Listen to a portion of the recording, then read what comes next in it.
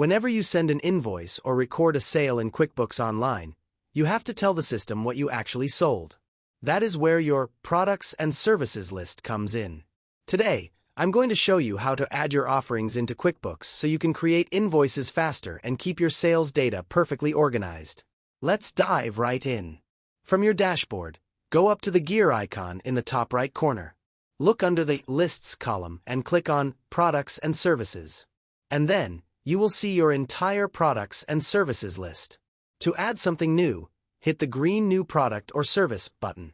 QuickBooks will give you 4 options: inventory for physical items you track in stock, non-inventory for materials you don't need to count, service for the labor or time you provide, and bundle for a package deal. For this example, let's create a service.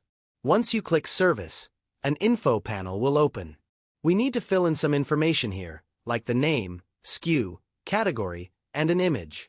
You will also have to fill in the description, sales price, income account, sales tax, to set whether it is taxable or not, and your purchasing information. After that, you can simply click Save and Close.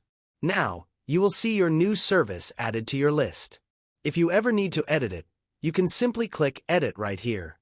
Lastly, if you want to add a new category, you can go to the More drop-down menu up here and click Manage Categories. From there, just click New Category. Let me know if you have any questions in the comments below, and please consider liking and subscribing. Thank you for watching.